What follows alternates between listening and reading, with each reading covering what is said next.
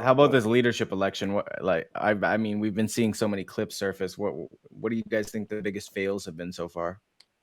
Well, number one, I would say former BC Premier Christy Clark. She just fumbled right out of the gate and was tripped up by a CBC interview nonetheless. You would think entering friendly territory, you'd be better equipped to handle a question, but she straight up just misled people about her former CPC membership, denying it altogether. And then she has to go on Twitter to essentially apologize, claiming she misspoke, and then she doubled down. And only, I think, a day later, she announces she won't be running for the Liberal leadership. So talk about a flop. It's funny how as soon as you start running for the Liberal Party, you just immediately start misleading the public, and you just start trying to deceive and weasel yourself into power. It's pretty funny. It's like I don't know if you guys watch basketball, but it's like the Boston Celtics hosting the Washington Wizards on their home court, and they're losing, or the Leafs losing to the Winnipeg Jets in the Scotiabank Arena. I don't know if that's a good analogy, if the Jets are good or not, but The Jets are really not good. good. Oh, okay, so that's not a good analogy. Just think about like a bad hockey team beating a good hockey Chicago. team on their home ice. Yeah, Yeah. exactly. Yeah. Not very good. The Washington Wizards aren't a good basketball team, is what you're telling us, and the Celtics Yeah, are good. yes, exactly. That's exactly what I'm trying to articulate here. But no, Clark and Arya, they can provide us with a lot of entertainment before. Is it March 7th that they're picking the new leader? It'll be fun to March watch. 9th. March 9th. March 9th. Yeah, it'll Yeah, be no, a lot of fun. politics are becoming a lot like sports these days in how entertaining they are. But let's hop right into the show.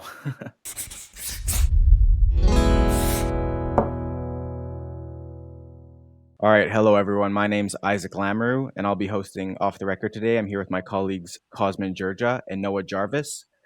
So yeah, we're going to start off with, of course, the looming U.S. tariffs, which has been leading the news headlines over the past few weeks because it's an issue that still hasn't been dealt with, that being President-elect Donald Trump's proposed 25% tariffs, which is set to take effect when he's sworn in or directly thereafter on January 20th, which is the day of his inauguration. So we've seen lots of different responses from Canadian leaders, specifically recently from Poilievre, who proposed retaliatory tariffs. And we've seen similar measures proposed by some premiers, like Doug Ford. He wants to retaliate. But other premiers have taken a different stance, like Alberta Premier Daniel Smith, who completely said, we don't want to retaliate with oil and gas. We want to collaborate. We want to find a way to work together with Trump and make this happen. And we've seen a rift develop between Smith and Trudeau and even the other premiers now. What do you guys think of the developments going on with these tariffs as we get closer and closer to the inevitable date of January 20th? So it was in a recent interview that Pierre Poilievre essentially said that if he's elected prime minister, he's willing to use retaliatory tariffs. Now, it's not very clear what that would look like, but I spent a little bit of time digging up what are the major exports that the US sends to Canada that could be a potential target for tariffs. And a couple things came up. Machinery, mechanical equipment is a huge export from the US to Canada. Transportation equipment, I'm assuming, trucks, 14-wheelers, etc. And we also import a lot of metals, steel, iron. So obviously, there is territory there. Canada makes up over 20% of US exports in some of these categories. So it's quite significant. And I think US President Donald Trump assumes that the US economy won't be impacted that much from any Canadian action. But that's not the case. We're such an intertwined allies and economies that when one side gets impacted, the other will. You might look back at the 2008 financial crisis with Stephen Harper, right, where Canada was able to avoid much of that catastrophe that the US faced. And that's one instance where we were able to sort of decouple. But I think at this point with our trade relationship, we are so intertwined that when Trump introduces these tariffs, he will be also facing pressure from some of these industries back home to sort of soften up and perhaps come to the negotiating table with a conciliatory approach. Yeah, Trudeau and Canada's premiers also recently held a meeting, and we saw them come out with a joint statement, which only the government of Alberta opposed. So that was pretty interesting. But we've also seen some federal ministers, like, for example, Melanie Joly, saying that, oh, we'll just threaten to cut off oil. But we've seen Smith explain that it's not that simple, because to cut off American oil from Alberta, you'd also have to cut off Ontario and Quebec. So, yeah, Noah, did you see anything out of that premier's meeting that you found interesting? Yeah, I thought it was very interesting that Daniel Smith came so aggressively against the joint statement that the premiers and the federal government had issued. And it's really because, as you guys have mentioned, energy. Alberta, they do not want to impose restrictions on their ability to export oil and natural gas to the United States. Specifically, they don't want to shut down their oil pipelines. And that makes a lot of sense, not only for the Albertan oil and gas sector. I mean, if you are shutting down oil sales to the United States, that means that you're not really generating any revenue, and your employees and your economy in general will suffer. And not only that, but provinces like Ontario and Quebec, they rely on pipelines that go through the United States to supply and help to power those economies. So the Ontario economy and the Quebec economy will definitely suffer, will definitely have to deal with either energy shortages or an increase in the price of energy because there is a lack of supply there. So it's not in the interest of Canada to cut off these pipelines that go down to the United States, especially the ones that have to go through the United States to go back up to Canada. And I think that Premier Smith has to advocate for her province's interests. And it makes sense that, at the premier's meeting, she is doing so. However, if Canada wants to take the approach of really going after American consumers, then one of the things that Canada probably has to consider is an export tax on on Canadian oil and natural gas. However, this is something that Premier Smith has also came out against. She put out a post on Twitter, and basically it shows that the Albertan government has no sort of plans to help the Trudeau government or any government in Ottawa in making oil and gas more expensive for American consumers. Now, this is a challenge because Canada, a lot of our exports to the United States are in the energy sector, about 33%. So this means that we would have to place tariffs on things like automobile parts, cars. You'd have to place them on chemical products, mineral exports. You'd have to place them on, say, aluminum exports. And these are all things that the United States definitely does require. But there's also the question of elasticity, whether or not the United States has the ability to supplant Canadian exports with their own domestically produced products or from stuff that is imported from around the world. So it's definitely something that the provinces and the federal government have to juggle, and it doesn't look as if coming out of that premier's meeting that the premiers and the federal government are coordinated in their efforts. Just if I could jump off that, who would the United States be getting oil from? Well, they would be getting oil from Maduro's Venezuela and such. So it's obviously quite sketchy and suspect, the sources of oil that they might be willing to transition to. But I mentioned Stephen Harper earlier a little bit, and I wanted to bring him up again. I talked about his handling of the 2008 financial crisis, but Stephen Harper actually chimed in on the current discussion. He's made his rare, several month foray into Canadian politics. He seems to be sort of out of view most of these days, but he does provide some input, and we have a clip of that. And I think it's important because he also does bring up oil, but he also has quite a lot of good things to say about the US Canada economic and trade relationship. Incoming President Trump has focused a lot on Canada in the last several weeks. threatening tariffs of 25% unless there's a curb of the flow of drugs and migrants. He talked about spending that the U.S. spends, according to President Trump, about $200 billion a year protecting Canada. Went on saying he doesn't need the U.S. doesn't need Canada's lumber, cars, or dairy, and maybe even Canada should be a 51st state. A lot out there just in a couple weeks. What's your reaction to all of that? Well, I must admit some degree of surprise. We've always, and I was, ran in fact, our Conservative Party is a very, pro-American, pro-Western party. I was probably the most pro-American prime minister in the history of our country.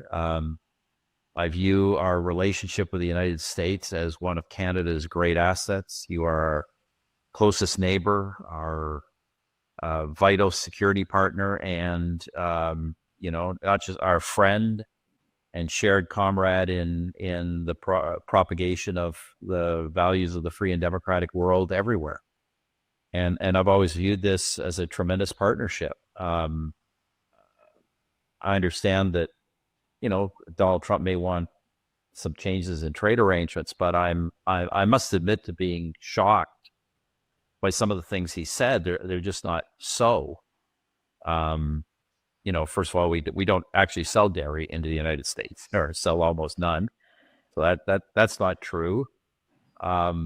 Canada, it is true that Canada presently has a modest trade surplus with the United States. The reason, Gabe, we do is because you buy so much of our oil and gas. So Harper sat down for a podcast-like interview with Gabe Groisman for about 30 minutes, and I watched the entire interview and wrote an article on it. And throughout the majority of the interview, it was Harper going through all the recent statements made by Donald Trump and kind of whether he disagreed with them or agreed with them. And while he disagreed with many or most of them even, he did, of course, find common ground with Trump on the border crisis, talking about the issues there and even criticizing President Joe Biden for how he's handled the border and what's led it to get to the point where it is with drugs, crime, migrants, illegal migrants, that is, overflowing through it. I'm curious, though, guys, to ask what you thought of Harper's position with Canada's relationship with the United States and maybe how that compares to how Trudeau or the Liberals have positioned Canada. I mean, Harper's really spent a lot of time talking about how the importance, of course, of the Canada-US relationship and how we're allies, trading partners, etc. Yeah, what did you guys take away from that? I thought Harper's insights were, very important, and I think, it really highlighted one of the main problems that the Trudeau government has delivered on the footsteps of Canadians over these past 9 years, and it's that they have positioned Canada in a unique position to where we are just unable to adequately respond to the threat that the tariffs from the United States pose on Canada and our economy. The Harper government, they did a really good job in trying to expand trade relationships with other countries. They signed dozens of free trade agreements with the countries around the world. Doesn't mean, we particularly do a lot of trade with like the Philippines or like, Congo or whatever, but that does mean that we have the opportunity to trade with these countries. But the Trudeau government, they did not really articulate much of an interest in, developing these trade relationships. Sure, they developed some trade relationships with the Asian countries, but they didn't really do a good job at expanding on the Harper legacy. And they also hampered the oil and gas industry, as Harper mentioned, and they had done everything in their power to basically regulate Canada's economy and tax Canada's economy into a position where we're just not growing. So it makes it really hard for us to then respond to 25% tariffs from the United States. And what Harper really emphasizes that these tariffs are not exactly a good idea for either country. They're going to increase prices in the United States, and they're going to be very harmful for Canadian manufacturers and American manufacturers, especially say in like the automobile sector, where these economies are very integrated. So we should really be seeking to deepen the economic partnership that we have with the United States, and that would be in the best interest of all of our citizens. Deepening our trade or getting rid of trade barriers, deepening our labor mobility, and the ability for Canada to bring in high-end talent, not from countries that don't share a common culture with Canada, but from the United States, which shares a pretty culture that's quite common and common Canada. So Harper's insights really show how Canada really did not put itself in a good position to deal with these tariffs in the past 9 years, and why these tariffs really are not in our interests. And I think if that Harper economic sense were in the Prime Minister's office these past few years, it would have made a big difference in responding and how we could respond to the tariff threats. Cosman, did you want to add anything from the Harper interview? Anything you took away that might be of interest? Well, he did say he was the most pro-US Yeah. prime minister, and I do agree with that, probably in some good ways, some bad ways, some controversial ways. He continued Canada's presence in Afghanistan. He also adopted some of the similar policies imposed in the US with like the Patriot Act, and he emboldened and gave more powers to Canada's security establishment. And some people view that as controversial. He's done good things. Like I mentioned, the 2008 financial crisis, that's a remarkable feat because he was able to maintain Canada's economy, prevent a recession at a time when the US was plunging. It was a disaster, a total disaster. And we are neighbors to a superpower. And when something like that happens to a superpower, it's almost like a black hole that sucks everybody else up into it. And yet Canada somehow survived. But look at us now, right? We are likely going to enter a recession if these tariffs comes through because of the hit to our GDP. Economists are pretty much saying a recession is inevitable. Now, whether that can be avoided and whether if and when those tariffs are removed, there will be an economic rebound that takes us to a better place than we are now. I think that would be the hope, is that the rebound is significant enough and productive enough to bring Canada's economy from the stagnation, from the overspending, the entrance into generational debt that we have from the 9 years of this Liberal government into something more prosperous and more stable for Canadians. Yeah, and let's remember that the US tariffs are expected to come through an executive order after President Donald Trump's inauguration on Monday, which a few more interesting things to add. Trudeau decided to have his last cabinet retreat in Quebec during the inauguration, so it's still not entirely clear if he is going, unlikely, unless he jets off from his retreat to quickly go. And I don't know whether he was even invited. I did, of course, ask the PMO, but I got no response. We know as well Conservative leader Pierre Poilievre is not attending, but Danielle Smith will be attending the inauguration in person in Washington after she was personally invited. So that's pretty interesting. And sticking with the Alberta theme, we of course saw Mark Carney declare his leadership campaign for the Liberal leadership race on Thursday.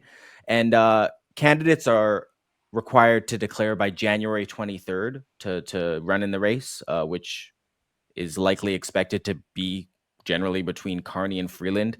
And the race will conclude on March 9th. So that will be not only the new Liberal Party leader, but the new Prime Minister of Canada.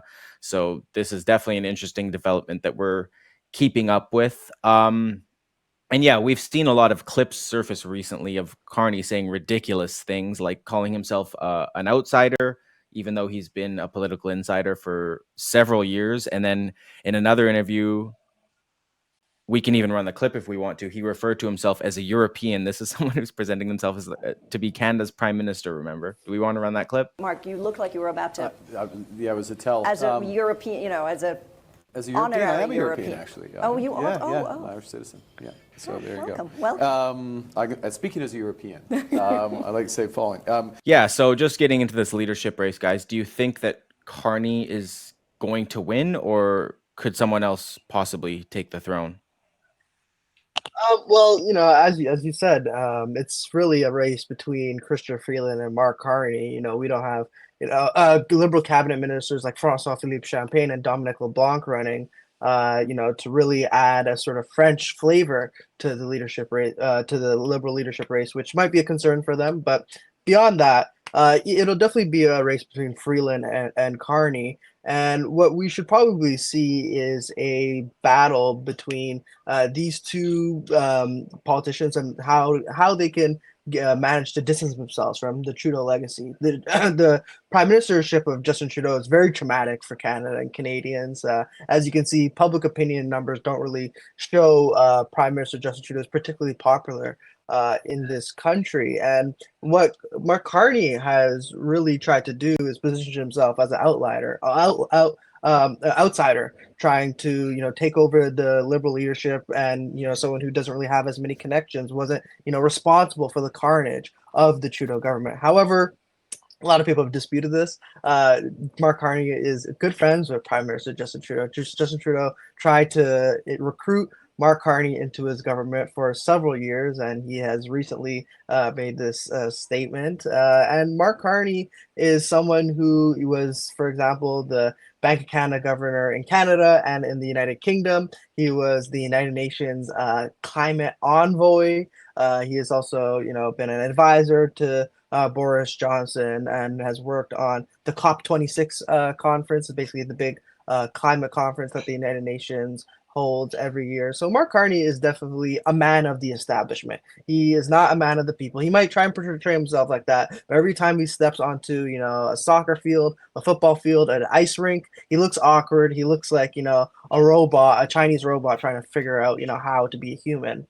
But it really will be interesting to see how Mark Carney runs away from that sort of technocratic, elitist record, run away from his statements on the carbon tax. And if he can outmaneuver someone like Chrystia Freeland, who has actually been in elected politics for 10 years, well, more than 10 years, and who really knows their way around the political game. Now, that doesn't mean that Chrystia Freeland's a particularly talented politician. She's not. But, you have like someone who has very little experience running in politics, going against someone who is a born politician. It's like the Mike Tyson fight against against Jake Paul. And you can draw more analogies to that fight in more than one way. But it'll definitely be interesting to see how Mark Carney does in this Liberal leadership.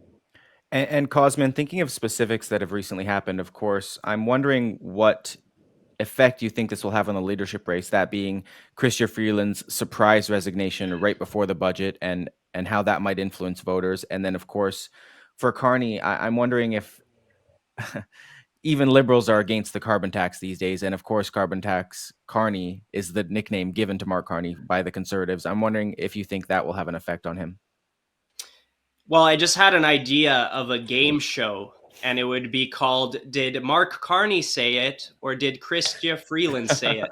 Because I think it would be very hard to distinguish between some of the quotes and policy positions of these two individuals. And when you just look at the facts and what they've presented before in the past, you mentioned he's a UN special envoy for the climate. I think Canadians will be looking at whether there's any distinguishing attributes or policy positions between the two frontrunners. Do they support the carbon tax? What's their position on online hate speech, different censorship legislation? What's their position on further taxing Canadians and consistently raising taxes in several different areas, not just the carbon tax? There's the liquor tax. There's also the hidden carbon tax. What's their position on crushing the energy industry, imposing all this legislation that essentially landlocks Canadian energy? And I suspect that there will be little differences to be found between the two. And the only people invested in this race seriously are Liberal members themselves. I don't think Canadians look at this race and see a new restart to the Liberal Party. they see, same as usual, the continued influence of Prime Minister Justin Trudeau's 9 years of ideological leading in this country. And I just don't see that vitality, that new energy, that willingness from the Liberals to take the party in a totally different direction. There's been a lot of talk about let's bring the Liberals back to the center right.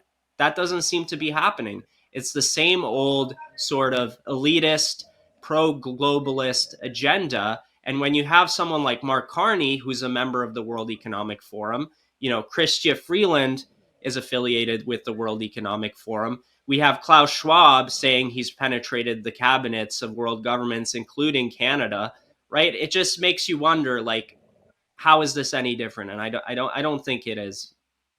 Yeah. For your game show, I'll suggest a third choice. Did Mark Carney say it? Did Chrystia Freeland say it? Or did Justin Trudeau say it? And that's obviously another technique that the Conservatives have been implementing against the Liberals, especially against Mark Carney. It's just like Justin. That's their new slogan, just like Justin, because they're arguing that there's really no difference. And bringing it back to Harper, he actually discussed this in his interview where he said the new Liberal leader is essentially in an untenable position because to win the leadership election, they're going to have to present themselves as a bastion of the Liberal Party who supports the Liberal Party policies and what it has become, a Liberal Party that polls are showing Canadians are done with. So then they have to go into an election potentially a few weeks later when Parliament resumes, if a non-confidence vote passes, and they've just been a supporter of the Liberal Party, a party that Canadians are done with. So they're really in an unwinnable situation, which might be why we've seen many people try and distance themselves from this leadership election and not participate. Yeah. Let's bring it more provincially, Cosmin. And obviously, you live in British Columbia, so a few things coming up with these election concerns, let's call them. I'm curious in talking to local residents whether they are concerned about what happened in the election. Obviously, it took a long time to tally, but now we're seeing a potential investigation in one of the ridings that had 22 votes. Yeah, do you want to talk to us about that? Okay, so this was an incredibly close election. It was also a new phenomenon for this province to have a Conservative party enter the official opposition and surge in the polls in the same way they did. Running into the 2024 election, there were polls showing the BC NDP and the BC Conservatives neck and neck. And we're talking about certain ridings. There's a handful of ridings that were within a few dozen votes. So if you're not at least questioning whether the process was run properly, I think that's like the democratic thing to do, to say, let's make sure we got this right, that the people's vote was counted properly, and that there was no mucking about in the process of it, right? And to say that any criticism, that there is no such thing as human error, and any criticism of ballot counting and the way the election is conducted is anti-democratic is ridiculous. It is the democratic thing to do, to have scrutiny of elections. Now, what we're talking about here specifically, I think the most convincing argument that the BC Conservatives have put forward relates to the Surrey-Guildford riding, which was won by the BC NDP candidate by a margin of 22 votes. And what they're alleging is that there is a group home where there's people with dementia, with different mental health concerns. It's called Argyll Lodge, and they're alleging that there was some voter irregularities here. And now they filed, the Conservative candidate for that riding has filed a legal complaint. And Elections BC is looking into it. And they have several affidavits from residents at this center or lodge, which claim that they received mail-in ballots without actually requesting them, when there was a ballot location directly across the street from this facility. And they're not prevented from leaving the facility. They have free roam. They can exit the facility and go vote if they wanted to. There are also allegations that some of the residents didn't even know there was an election happening. There are allegations that there are people who cast mail-in ballots who don't have their wits about them. They suffer from mental health concerns, confusion, etc. There are allegations that they were told to mark the X in the box, quote unquote, on these mail-in ballots. And there are also allegations that some of them felt pressure that if they didn't cast this mail-in ballot, they might not be treated fairly at this facility.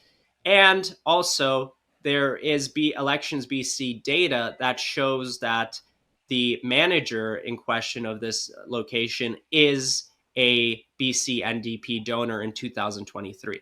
Now, I will like to add for the record that the manager has said that there's no wrongdoing, and they've disputed the claims that the BC Conservatives have made. There has been no court to actually overturn any election results yet. That particular riding actually went into a judicial recount, and the Supreme Court of British Columbia certified the voting results. But the question is, was the BC Supreme Court aware of this particular facility? I don't think so, because this is the first time it's been brought up. So an investigation has been launched by Elections BC. The BC Conservative leader, John Rustad, has made several recommendations to bring forward more evidence. And essentially, they've also filed a complaint with the RCMP to investigate violations of the BC Elections Act. So all of this combined, it is quite a bomb to throw into the election. Whether it will actually turn into a by-election, which I think might be the outcome they hope for, is a by-election in this specific riding to do it over again. We're not certain. People are uncertain, and it's not obvious that the courts will actually be willing to take that step to relaunch a election just so soon after it happens. So again, if it does happen, we're talking about a very slim majority for the NDP. They lose one seat, and it's pretty much game over for them. So yeah, a lot happening in British Columbia, and it makes one wonder whether, I've seen on social media a lot of people were concerned about how the elections BC ran the last election. They took so long to certify votes and count mail-in ballots. And is there enough faith in mail-in ballots, right? Like, I would throw that question to you guys. Well, for example, we know in Alberta, at least, there's been a lot of developments around election integrity, not just mail-in ballots, but, for example, electronic tabulators have been the main point of discussion. And Smith and her government have been steadfast in their view that hand-counted ballots from voting stations are the best way forward. But Cosmin, I just wanted to ask quickly, because you only alluded to this, if this, say, an investigation occurred and there was wrongdoing found and this riding flipped, what would that mean for the provincial government in BC? Yeah, so they won with a slim majority. They had to essentially nominate somebody to be Speaker of the House because nobody else wanted to do it. So that leaves them with very little wiggle room. And they've had to create a coalition with the Green MLAs. And I think there's two that were elected, which gives them majority status. And, they'll have to negotiate and do certain things that the Greens ask of them to continue being in power. But whether they will actually last a full mandate of 4 years, that's yet to be seen. We're talking about a situation where somebody misses, they hit the snooze button too many times and they don't show up for a crucial vote. Or God forbid, somebody gets in an accident, somebody passes away, somebody is ill, somebody goes on maternity leave, right? There are so many circumstances that could push this government into a non-confidence vote, which would surely be triggered by the BC Conservatives triggering another election in British Columbia. And that would leave, the official opposition. John Rustad, when he was elected, he promised to trigger election as soon as possible. And Noah, what do you think about the whole mail-in ballots situation? Should elections just be at voting stations and hand counted? I think the simpler an election is conducted, the better. A lot of people definitely distrust when you have to mail in your ballots, when you're punching in a vote into a machine, electronic voting systems. These sort of intermediaries to the voter and the actual election results really is harmful to the trust in elections. And we saw that in the United States in the 2020 election, where because of COVID-19, they had to conduct an election where a lot of ballots were mailed in, and the Republicans, they brought up a lot of concerns with these mail-in ballots, so much so that it basically caused a mini political crisis in that country. Now we haven't had the same level of concerns as we have they have in the United States. Alberta, they have worked towards making some electoral reforms, but there's definitely concerns with say ballot harvesting. If you have parties going around basically offering to collect ballots and mail them in on behalf of the voter. There's could be some nefarious going on with ballot harvesting. You have ballots that get damaged in the mail. What if someone decides during election season to pour a cup of coffee down a Canada Post bin? Now you have a bunch of ballots that get ruined. There are serious things that can be done to just interfere with an election when there are mail-in ballots. I'm not like the smartest guy in Canada, and I was able to come up with a way to tarnish a bunch of ballots in 5 seconds. So I'm pretty sure, much more devious and much more intellectual people can come up with ways to, go about rigging an election, or at the very least, messing with the integrity of an election. Now, there's no real concrete, definitive evidence to say that the BC Conservatives are right on this issue when it comes to the election being illegitimate in this riding. But when you have mail-in ballots, when you have electronic tabulators, when you have these sort of intermediaries between the voter and the election results, you're going to create more and more distrust. And there are real serious democratic consequences to this. So I hope that Elections BC does everything they can in their power to ensure the validity of the election results, and hope that we get a result that results in the democratic process being played out to its conclusion, and voters being enfranchised to make sure that they are actually being able to vote for the people that are ruling over them, rather than just giving blind hope in and blind faith in Elections BC that they'll do the right thing. If I may just bring this back to the Liberal leadership, that was a situation where the party was facing so much scrutiny over their membership rules, right?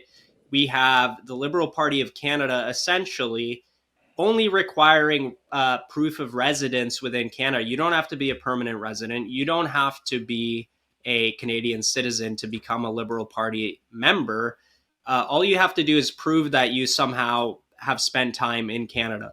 And they were forced, because of all the scrutiny from the Elections Canada, past campaigners, from just the media and political world itself and security establishment, to revise those rules, at least for the Liberal leadership race, where if you want to vote in the Liberal leadership, you now have to prove that you're a Canadian citizen or a permanent resident, because of the implications and all of the unanswered questions we have to this day regarding foreign interference in Canada's elections. We have claims about Chinese seniors being bused by the consulate to independent MP Han Dong's riding when he was nominated for the Liberal candidacy in the last election.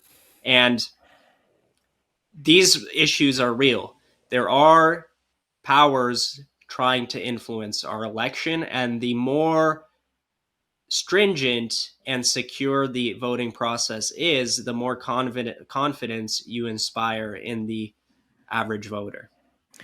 Yeah, and just briefly, the last thing we'll maybe touch on here, Cosmin, I'm curious, with the federal election looming, do you think Canadians nationwide should have similar concerns, and whether there's anything the Liberals or Elections Canada, for example, could implement to make sure that our elections are the most secure that they can be? Well, there will definitely be a discussion about foreign interference, naturally, given all of the claims that have been put out there in just the last year or so. There's an inquiry into the foreign interference. The Prime Minister refuses to release the list of the MPs who are accused of being under the influence, knowingly or unknowingly, of foreign powers. Will those MPs run again? We have no idea, right? There is a very plausible scenario where 11 or 12 MPs named on that list are running for re-election. We don't know. Voters don't know. And when they go to the ballot, vote for that candidate, they have no clue. And I think that raises a huge problem, because there will be, in the informed voter, that question in the back of their mind: is this individual a foreign agent, or at least under the influence of a foreign agent, whether they are or not? It could be a perfectly legitimate candidate who has, his own riding or her own riding, his best interests at heart. But the voter, knowing what we know about the list of MPs, could still be asking those questions about a perfectly legitimate candidate, unless the government clears the air, which they have shown absolutely no intention of doing. All right. Again, my name's Isaac Lamoureux. I'm happy to be joined by my colleagues, Cosmin Georgia and Noah Jarvis. And remember, everything you heard today was off the record. How'd that go? First time hosting. Not bad, eh? Yeah, No, that was pretty good great. job. I think. Yeah, no, I think the first time Andrew Affected was personally. hosting it, he was complaining a lot and stuff. So you're definitely on the right track there. No, I never complain. No, I'm Well, happy to be here. I just sit here and smile. It's all good. I'm just well, wondering. I was just gonna wonder. I'll just say, Isaac's a favorite amongst the donor class, the True North donor class. They really, they love that Albertan chin, that really great sort of manly jawline. So no, I think if you News to host more me. often, we'll get some more donors. Maybe you get a pay increase. Who knows? That'd be nice, eh? What were you gonna say, Cosmin? Yeah, I was just I'd wondering, like, appreciate who do that. you think is going to be next to announce their candidacy? Like, will it be? I know Karina Gold has said she's going to go. Yeah, I Jonathan- heard she was going to announce soon, but I don't know. We see all these names pop up. I don't know who could announce that won't make it a race between Carney and Freeland, right? Like that's what we're looking at here, I think. So once they're declared, like with Freeland and Carney being declared at that point, other candidates might just be like, oh, why would I even bother? Unless they want to, as Noah kind of talked about earlier, push their platform forward in some way, right? Yeah, it looks like Noah's equipment failed right at the right time. Yeah, we're just happy that we made it through a show with his equipment. It's a true blessing.